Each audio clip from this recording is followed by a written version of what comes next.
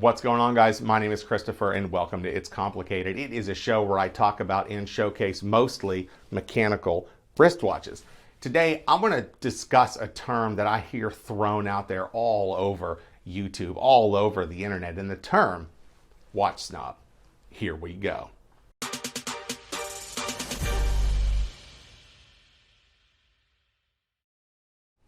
Before you say anything, it is Valentine's Day. I'm getting ready to go out to dinner, and why not just keep the suit jacket on for now? Why do you hear that term so often, though?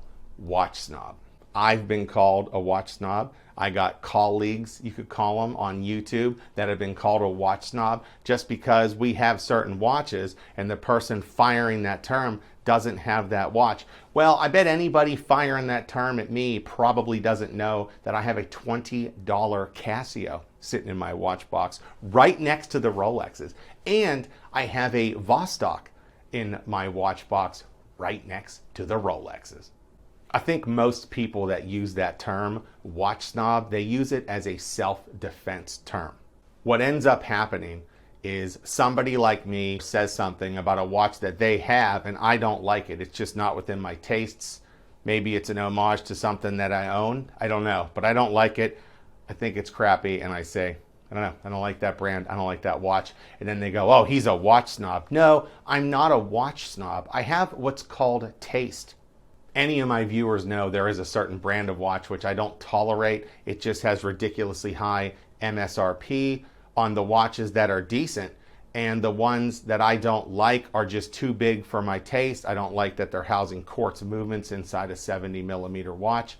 Not my favorite, just not my cup of tea. But to the people owning those watches, that makes me a watch snob. But again, you're wrong. I got a $20 Casio in my collection. It's different from everything else. It's the only quartz model that I have in my watch collection, and it's the only watch that's even close to a square watch that's in my watch collection. It's a great watch to throw on, go out, do some yard work, etc. I like that watch.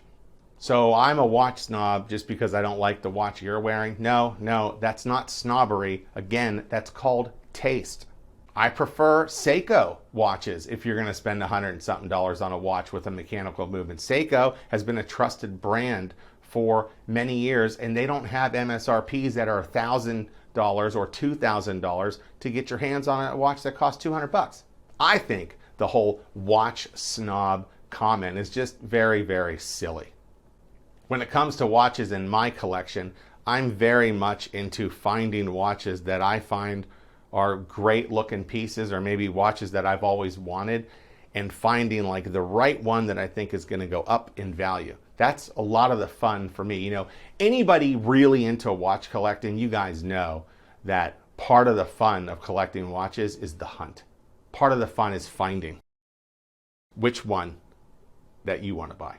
The 5-digit black Submariner in my collection, that is the ultimate example of the hunt. Rolex only made that watch in that specific way for 3 years. It was the last version of the 5-digit Submariner before they fattened the lugs and released the 6-digit Submariner. They made the 6-digit Submariner a lot longer than they made my specific 5-digit Submariner, which makes my 5-digit black Submariner very collectible.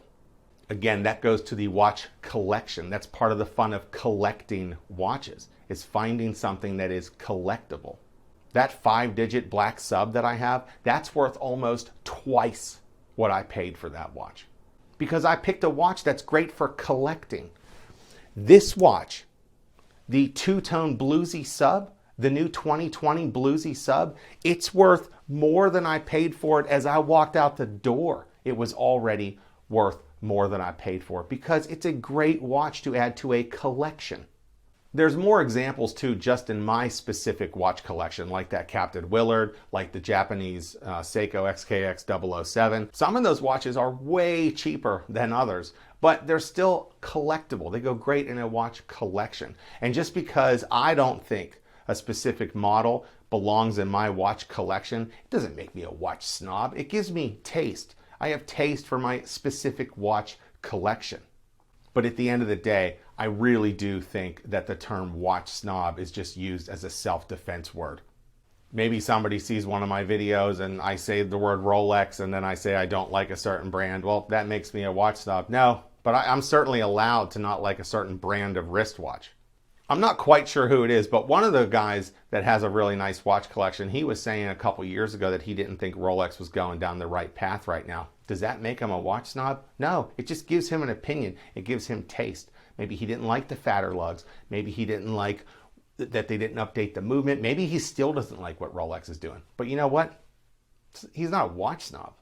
Another thing you don't see with the term watch snob is you don't see people who own the ones that cost thousands and thousands of dollars using that term, watch snob. So I guess if you can afford a really nice watch, maybe you can afford a couple of them, you're a watch snob. That's ridiculous too. And that's pretty much gonna wrap it up, guys. But you know what, if you don't like what I said in this video, go ahead and prove me wrong. Leave a comment down there and link to a forum or something. Show me somewhere where somebody wearing the expensive watch is calling somebody wearing the cheaper watch a snob, because it could go both ways if you really think about it.